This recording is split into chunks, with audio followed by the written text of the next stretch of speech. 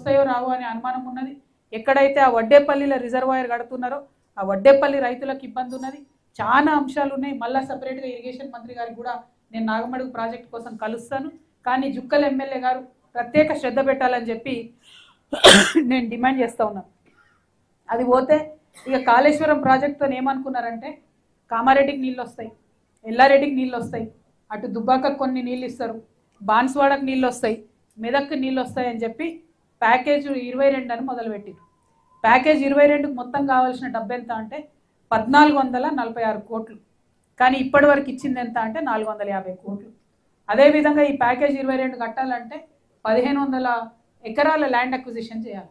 దాంట్లో 2వ వంతు కూడా ల్యాండ్ అక్విజిషన్ ఇంతవరకు చేయలేదు. అంటే నేను బాజాప్తా చెప్తున్నా, ఇక రేపటి నుంచి బీఆర్ఎస్ వాళ్ళు నా మీద కంపనూరు వేసుకొని ఉడతారు.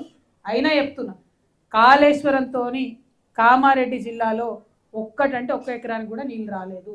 ఇంతవరకు కామారెడ్డికి రాలేదు, నిజామాబాద్లో కూడా ఎక్కడ నీళ్ళు రాలేదు. ఒకటే ఒక సీజన్కి ఏం చేసిర్రంటే హల్దీ వాగు నుండి నీళ్లు తీసుకొచ్చి నిజాం సాగర్కి ఇచ్చిర్రు. ఒకటే ఒక సీజన్. ఆ తర్వాత 4 ఏళ్ళు నిండా వర్షాలు పడ్డాయి, దాని అవసరమే లేకుండా పోయింది. అంతే తప్పితే ఈ కాళేశ్వరం ప్రాజెక్టుతోని లాభం జరిగింది కామారెడ్డికి లేదు, నిజామాబాద్కి లేదు. ప్యాకేజ్ 21 నిజామాబాద్లో ఉంటుంది, 22 కామారెడ్డిలో ఉంటుంది. ఈ రెండింటికి మధ్యలో కొండం చెరువు అని ఒకటి ఉంటుంది. ఆ కొండం చెరువు లింక్ అన్నట్టు, నిజామాబాద్లో ఎత్తుకోసిన నీళ్ళు కొండం చెరువుకి వస్తే కొండం చెరువు నుంచి కామారెడ్డికి రావాలి.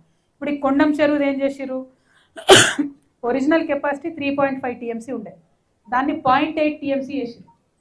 అంటే అనుకున్న స్థాయిలో రావు. మరి కొండం చెరువు కెపాసిటీ 0.8 TMC చేసినప్పుడు ఇక్కడ ప్యాకేజ్ 22 1400 కోట్లు ఎందుకు ఉంటుంది? తగ్గాలి కదా, తగ్గదు అది మాత్రం. ఎందుకంటే కాంట్రాక్టర్లకు పైసలు పోవాలి కాబట్టి తగ్గదు. నేను తెలంగాణ ప్రజలకు తెలియజేసేది ఏంటంటే నిజామాబాద్ కామారెడ్డి రెండింటికి కూడా కాళేశ్వరంతో ఒక్క చుక్క నీళ్ళు రాలేదు. ఈ 2 ప్యాకేజ్లలో కూడా ఇప్పటివరకు ఖర్చు చేసింది కాంట్రాక్టర్లకు పోయింది తప్పితే ప్రజలకైతే లాభం జరిగింది లేదు. అదేవిధంగా మరి ఎల్లారెడ్డి చూసినా, కామారెడ్డి చూసినా, జుక్కలు చూసినా, బాన్స్వాడ చూసినా ఎక్కడైనా కూడా నీళ్లు అదనంగా మనకు వచ్చిందైతే ఏం లేదు. ఇవాళ జరగాల్సింది ఏంది, ఏదైతే మన నిజాం ఉన్నప్పుడు కట్టిండో, అప్పుడు ఉన్నటువంటి ఇంజనీరు నవాజ్ అలీ జంగ్ బహదూర్ ఏదైతే నిజాం సాగర్ ప్రాజెక్టు కట్టిండో, ఆయన అప్పుడు కట్టింది 30 TMCతోని 3 లక్షల ఎకరాలకు నీళ్ళు ఇవ్వాలని దాదాపు కట్టిరు. అది ఇప్పుడు మొత్తం కూడా మట్టి కూరుకపోయి ఉన్నది. తప్పకుండా కాంగ్రెస్ ప్రభుత్వం చేయాల్సినటువంటి పని ఏంటంటే అర్జెంటుగా మట్టి తీయాలి. తీస్తే కాళేశ్వరం కట్టడం ఆలస్యమైన, ఈ ప్యాకేజీల ఆలస్యమైన మొత్తం కామారెడ్డి జిల్లాకు కూడా సస్యశ్యామలం చేసుకునేటటువంటి ఆస్కారం ఉంటుంది. కాబట్టి దాన్ని తీయాలని అడుగుతున్నా. అట్లనే నిన్న నిజాం సాగర్ చూసి వచ్చినాం మేము.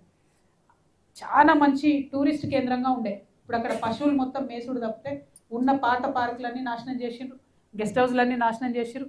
మరి జుక్కల్ ఎమ్మెల్యే గారు ఆయన నేను అప్పుడిప్పుడు చూసిన మీడియాలో ఆయన జర చదువుకున్నాడు. మరి దాన్ని టూరిస్ట్ స్పాట్ లెక్క తయారు చేయడానికి జుక్కల్ ఎమ్మెల్యే గారు ప్రత్యేక శ్రద్ధ పెట్టినట్టయితే స్థానికులకు ఉద్యోగాలు వస్తాయి.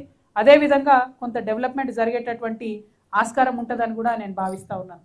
ఇక మేము ట్రావెల్ చేసేటటువంటి క్రమంలో పత్తి రైతులు కలిసిండ్రు చాలామంది, వాళ్ళకు అనేకమైన ఇబ్బందులు ఉన్నాయి.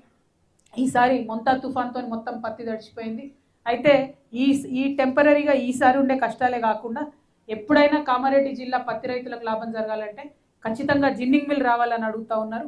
దాని మీద స్థానికంగా ఉండే నాయకులు దృష్టి పెట్టాలి. మనం కూడా జాగృతి నుండి ప్రత్యేకంగా జిన్నింగ్ మిల్ కోసం కార్యాచరణ తీసుకోవాలని చెప్పి మిమ్మల్ని తెలియజేస్తూ ఉన్నాను. అదేవిధంగా ఇక పోడు భూములు చాలా వందల వేల ఎకరాలు కూడా పోడు భూముల పట్టాలు పెండింగ్ ఉన్నాయి. దానికి సంబంధించి ఒక కార్యాచరణ ఖచ్చితంగా ఇక్కడ తీసుకోవాల్సిన అవసరం ఉంది.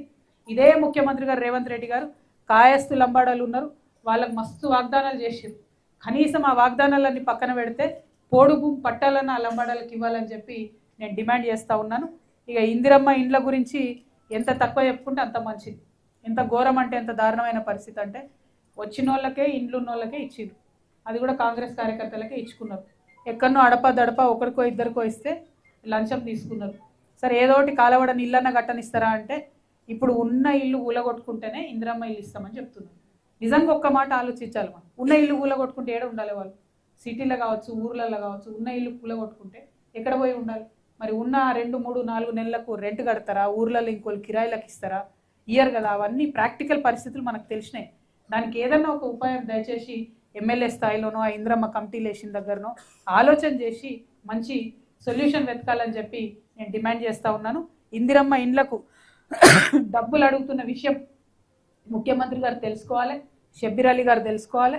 కాంగ్రెస్ కార్యకర్తలు కట్టడి చేసిన ఇంద్రమ్మ ఇళ్లకు అర్హులైన వాళ్ళకి ఇప్పియాలని చెప్పి నేను డిమాండ్ చేస్తూ ఉన్నా. ఇక మనకు మంచి 2 పెద్ద ఆలయాలు ఉన్నాయి. ఒకటి త్రిలింగేశ్వర స్వామి ఆలయం నాగిరెడ్డిపేట మండలంలో ఎల్లారెడ్డి నియోజకవర్గంలో, అదేవిధంగా కాలభైరవ స్వామి టెంపుల్. ఈ రెండింటికి కూడా నేను స్వయంగా డబ్బులు చెక్కులు రెడీ చేసుకుంటే కూడా అంతకుముందు అక్కడ ఉన్న ఎమ్మెల్యే గారు ఇవ్వకుండా అడ్డుపడ్డారు. మరి పోనీ నాకు అడ్డుపడ్డావు, మీరన్నా తెచ్చిరా అంటే అప్పుడు తేలేదు, ఇప్పుడు తేలేదు. మనుషుల మీద కోపమే, దేవుళ్ళ మీద కోపమే, ఇది ఎక్కడిలో. కనీసం ఇప్పటికన్నా త్రిలింగేశ్వర స్వామి వారి ఆలయానికి, కాలభైరవ స్వామి టెంపుల్కి మీరు ముందడుగు వేయాలి.